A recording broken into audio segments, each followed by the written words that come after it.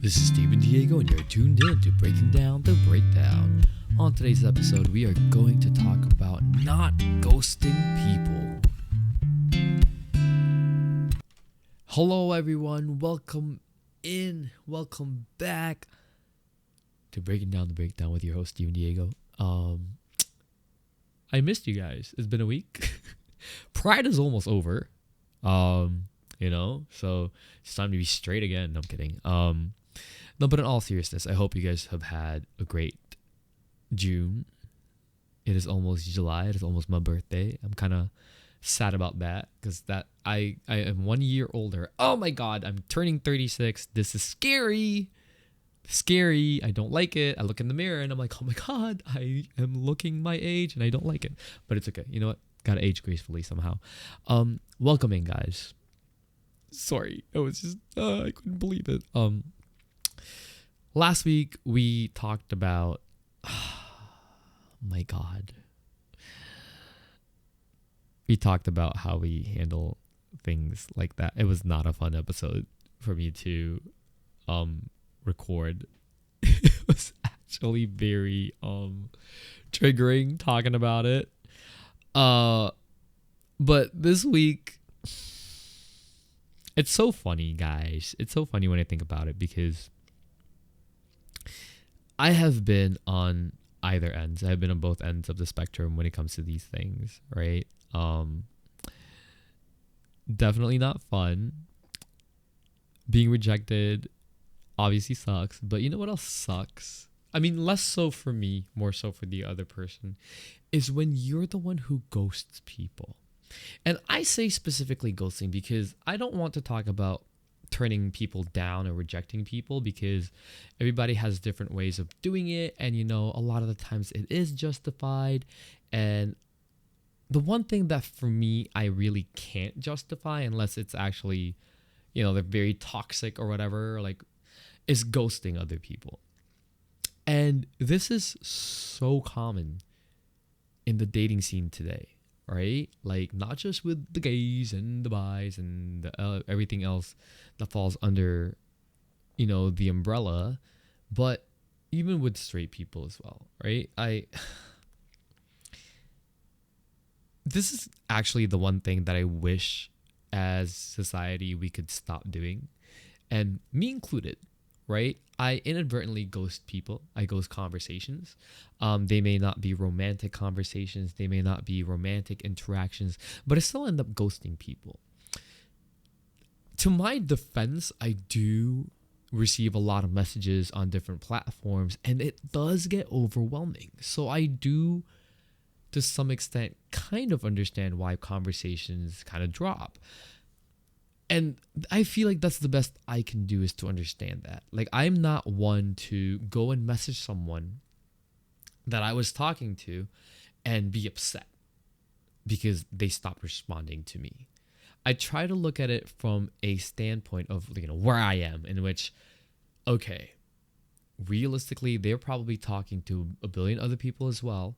And our conversations, while it might be nice, while we had a great time talking that one time, and it's, whether romantically or not romantically, things happen in life.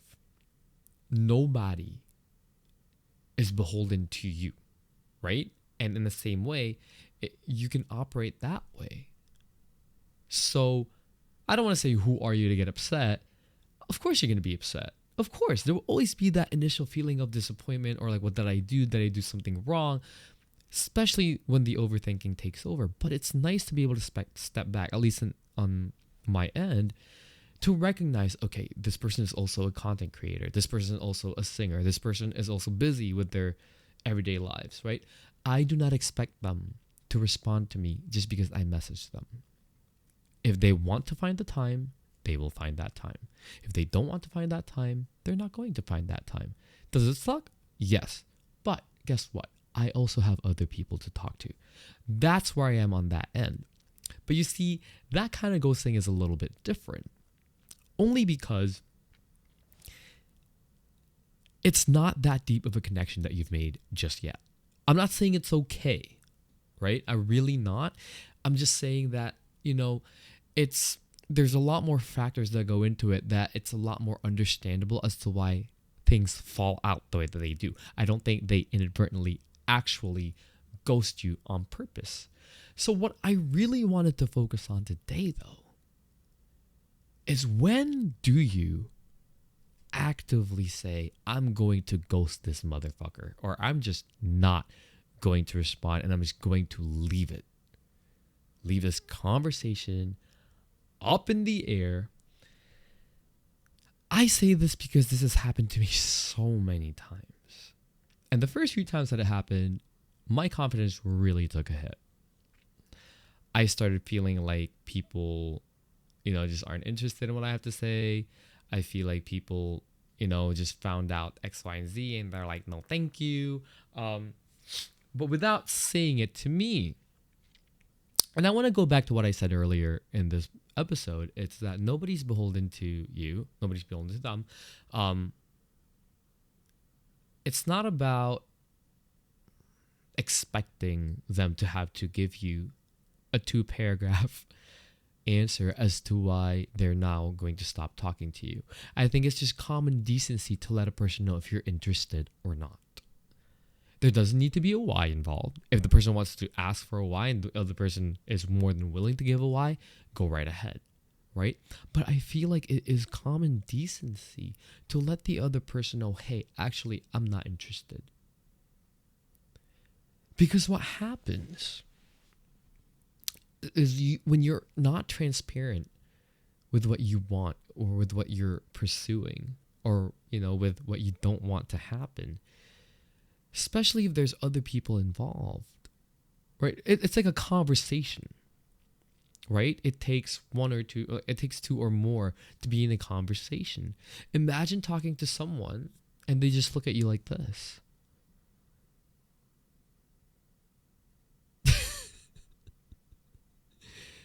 It doesn't feel good. There are people who will be like, okay, well, fuck this. I'm leaving.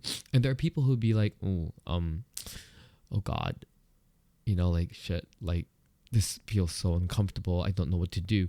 But in both cases, guess what? You leave, right? It's awkward. It's so unnecessary for conversations or situations to end like that. There is a way to end things in which it is clear cut and the person will understand, okay, you know what? Fine, whatever. This is just not working. Let's move on, right? But for far too long now, we just decide to let things die on their own. I am guilty of this. I know a lot of people here in Toronto when I used to be actively, on apps or dating or whatever. I had a lot of conversations with people. I've met up with a few people, yes, got biblical, did things, right? And I started getting really busy with other things that I would forget to respond to their messages the next day and then the next and then the next. And they follow it up. And I mean to respond, but then shit happens. And before I know it, it's been 2 weeks. I pick up my phone and I say, am I going to be an asshole if I respond now? So I say, fuck, it's been 2 weeks. I think, fuck, God damn it. And then I just let it go. I thought that was, normal. I thought that's actually how things ended back in the day. This was that's not that long ago. This was like 2019-ish, right after my first ex broke up with me. I started doing that. And I thought it was okay. And I never thought of it from the other person's point of view.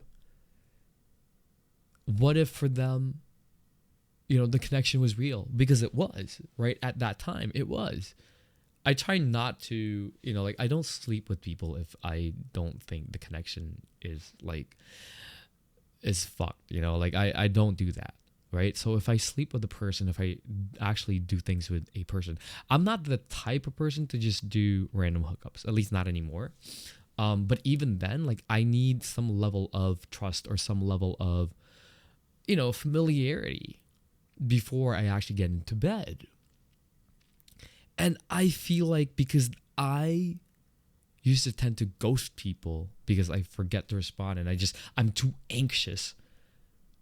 And I overthink about what they might say to me, and I just do something even fucking worse. I end up hurting people that way.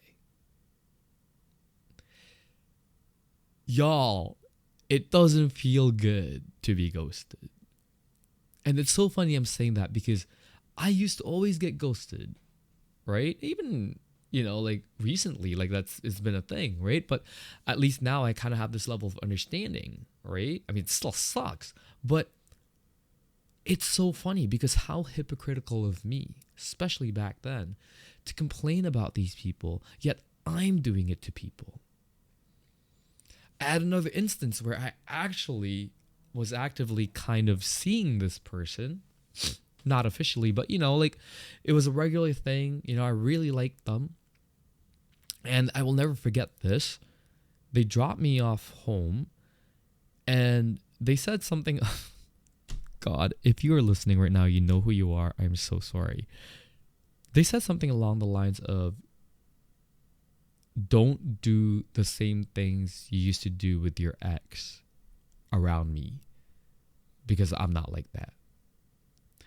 And funny enough for me, that kind of triggered me because I didn't. I do the things that I do because I do them.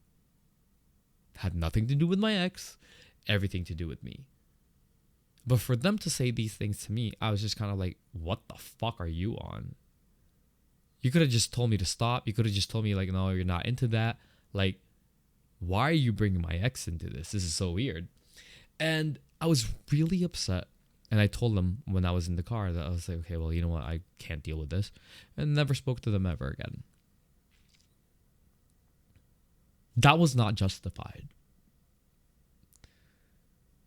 To this day, does it haunt me? Yeah, of course. Because I don't know how that made that other person feel. And all the more so because I did have real feelings for that person. So I can just imagine how it feels for people when that feeling is not reciprocated.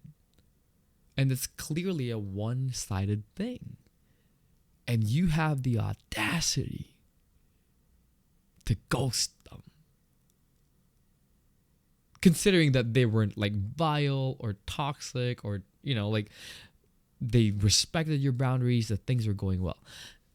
I wanted to talk about this because this does fall kind of in the same category of, like how people deal with rejection. But I wanted to talk about it from the viewpoint of why do we do that? I gave my reason, right? Is it reason enough? Not really. But it is very tough. Because for us, it feels like it's easier to just kind of let things float in the air and disappear and see them move on and move on.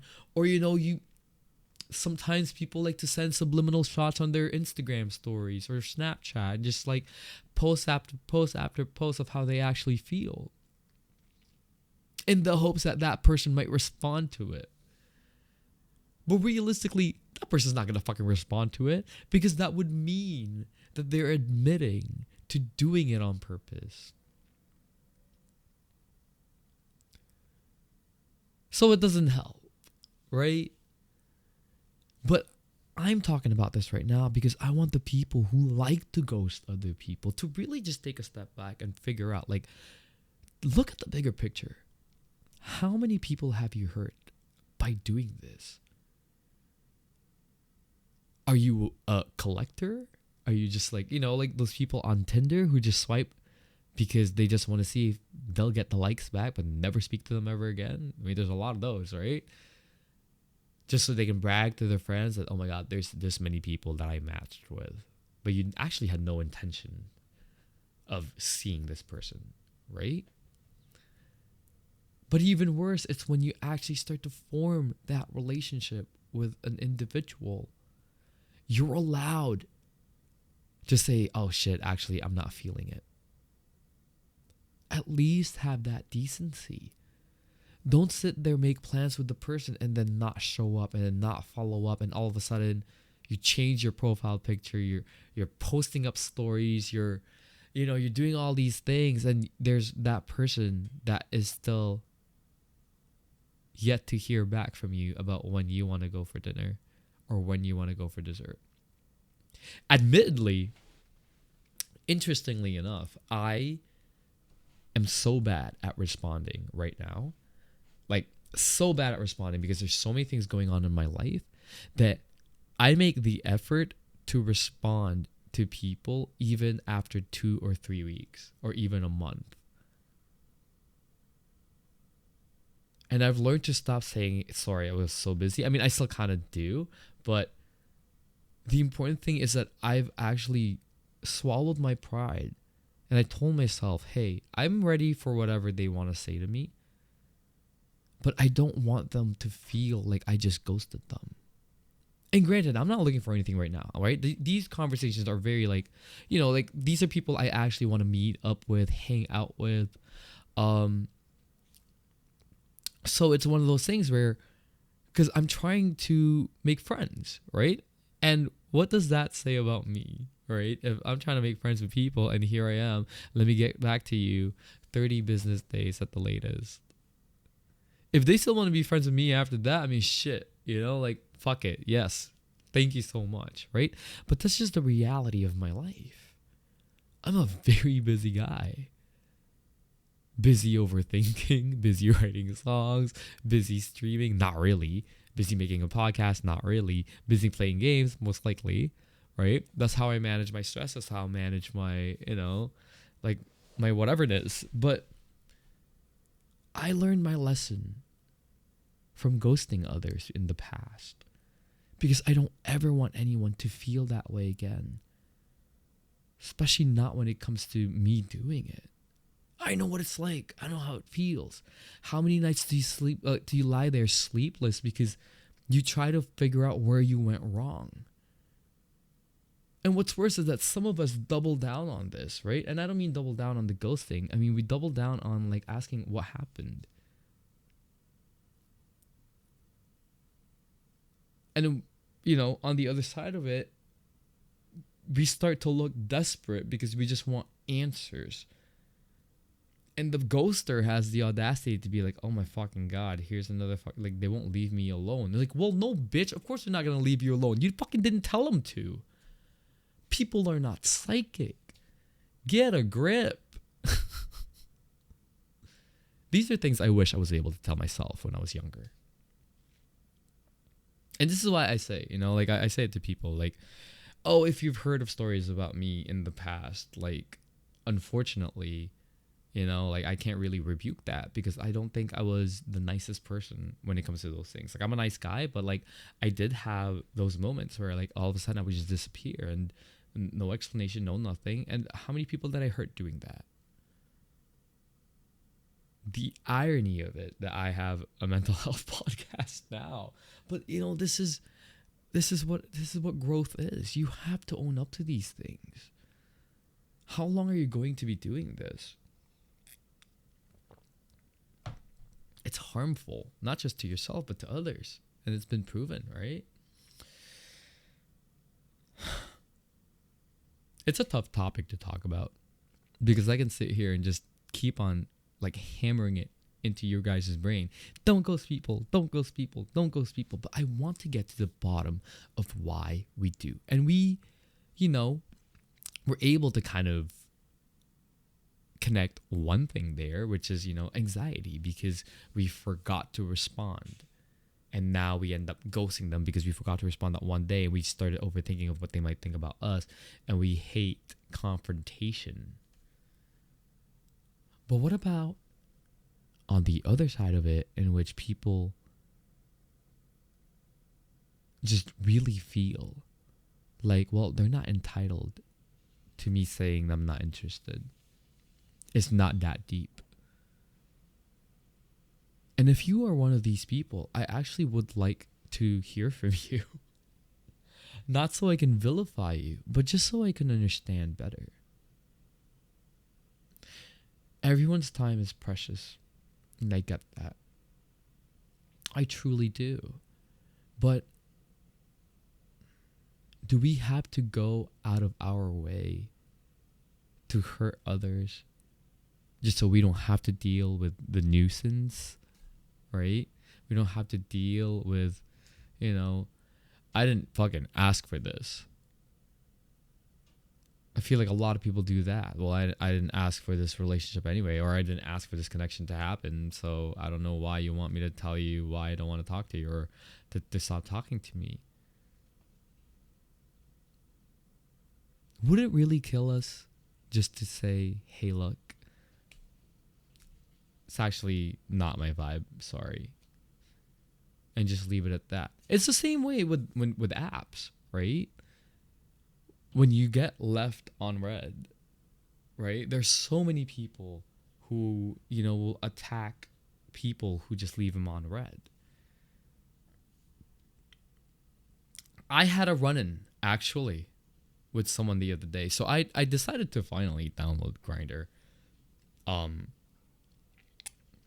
Oh boy, I deleted it right away. Let me tell you why. First of all, I'm not looking to hook up. That's mistake number one. But it's very hard to find LGBT friends in the area.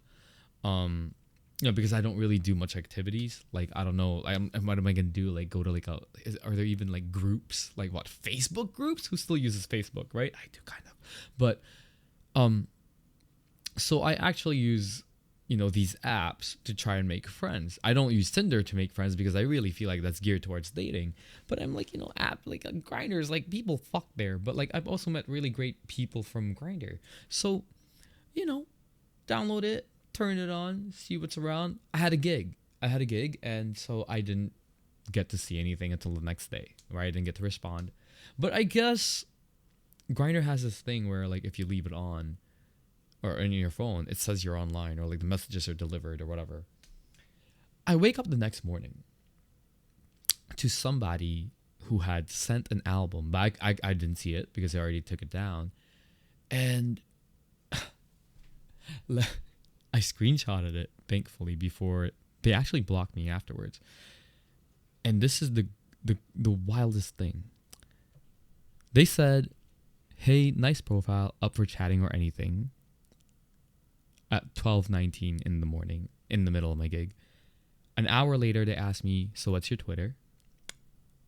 And then, a few minutes after that, they say, shallowness really is a virtue amongst gays. No problem and cheers. Smile emoji. That was at 1:47 a.m. Now tell me why the next morning at 10:28 a.m. they send me another set of laughing emojis.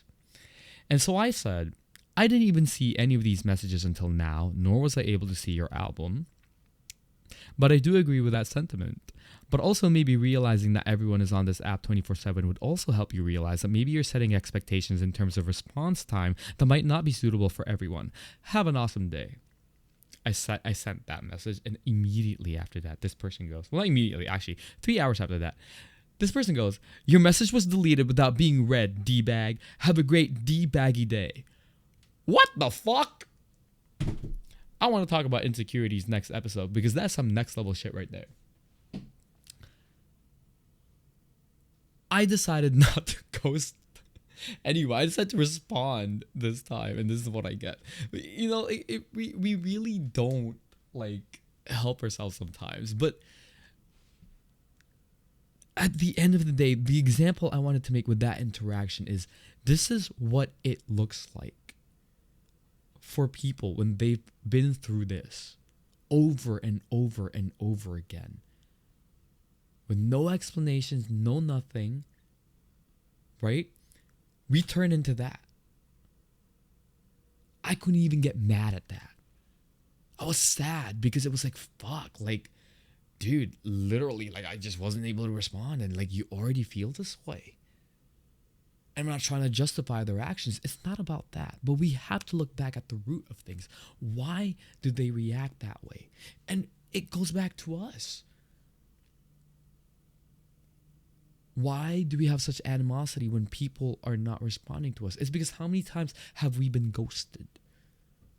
That we have to make up our own conclusions as to why that is. And usually it yields such a negative connotation on who we are, our personalities, or anything about us becomes so negative because that's the only explanation we have as to why we're being ghosted. And so think about that the next time that you ghost someone. I'm not saying be Captain Save-A-Ho and, like, do the right thing. But I am actually saying that. Have the decency to just tell someone you're not interested. In the middle of it, if it was great and all of a sudden you lost interest, just say, hey, I'm so sorry. I don't know what happened. I just kind of interest has waned. I really wish you well. Good luck out there. As painful as that is, it allows the person to move on from this experience, knowing full well that, we gave it a shot. At the very least, it won't give them the chance to catastrophize, to overthink things that may or may not be actually the reason, to make up shit about themselves that would contribute to a vicious cycle that they're going to start being a part of when it comes to dating or seeing other people or making friends. And it's easier said than done. I get that. Even for me, right? Like, granted, I always feel like, people say hi, I say hi, and then I just don't say hi back anymore because there's nothing else to say, right? Like, whatever. But I try my best that if I've had a proper conversation with a person and we've become friends or whatever, like, I try to let them know, like, hey, I may not be able to respond all the time. I always say that. When I make friends now, I'm like, yeah, the only thing with me is that I suck at responding. It's the same way with my Reddit stuff, right? Like, I used to be active on Reddit and then I wasn't able to respond to DMs, and all of a sudden I'm like public enemy number one. Like, like people were like, oh, this guy doesn't fucking respond. He thinks he's all that. No, I don't think I'm all that. It's just too much to respond to, and my OCD acts up and it sucks for me, right? Even on Twitter, I have all these people trying to message me, right? And it sucks because some of them I've actually spoken to for like a day's worth, and all of a sudden our conversation gets lost. And rightly so, they've unfollowed me because they do feel like I ghosted them or whatever, but there's nothing I can do about that. I warned them that, like, sometimes it's hard for me to respond. It's just that you caught me at a good day. And that is a thing. Sometimes you have good days where you're so fucking social and all of a sudden your social battery is drained for 2 months. And you have to pick and choose who you're going to start conversations with. But the validity of that excuse kind of goes out the window.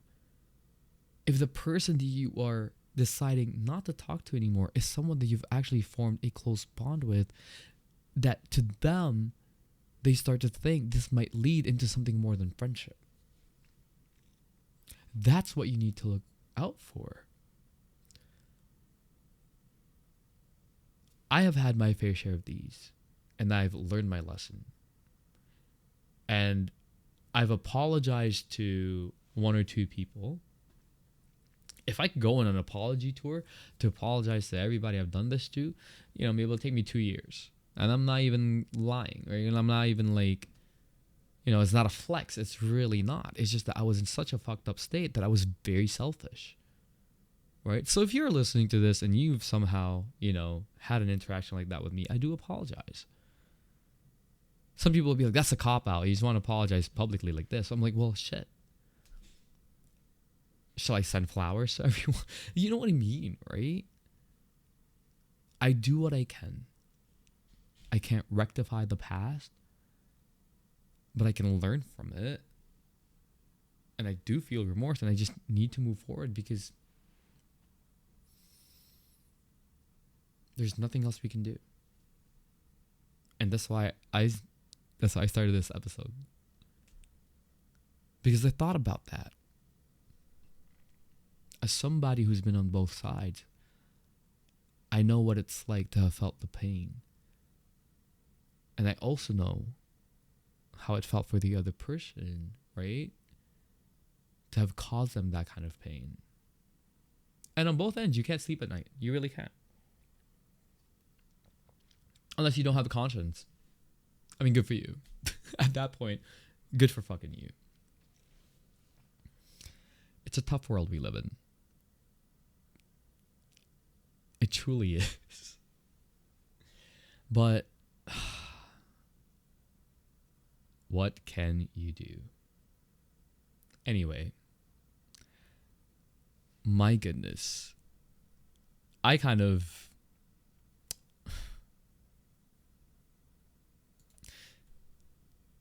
It's so funny because I'm sitting here and you're probably like, wow, he's gotten a lot quiet. And it's because I'm now starting to overthink. I'm starting to be like, oh, fuck. This actually opened a can of worms for me. And, you know, if you are somebody who's been affected by this and you do want to talk about your experiences getting ghosted or like being the ghoster and want to explain why, right? I would love to have you guys on the show. I really would. I really fucking would. Because I feel like this is something that is so important to talk about. We need to end the cycle. We need to be kinder to each other and to ourselves, right? If we are the ghoster, we have to take responsibility and take accountability and learn from it. And if we are the ghostee, we need to understand that has nothing to do with us and everything to do with that person. We cannot keep letting our self-confidence droop so fucking low because some idiot decided it's better to just kind of let you go out in the wind like that. But that's for next time. Thank you so much for being here. I love you all. Please stay compassionate, stay kind. It's a tough world out there right now. So please, you never know what the other person is going through. Just be as nice as you can, even to strangers. Sometimes it's that small act of kindness. Sometimes it's a smile, a laugh, a joke that can really make a difference in the person's lives. This has been Breaking Down the Breakdown. This is Steve and Diego. I will see you guys later. Goodbye.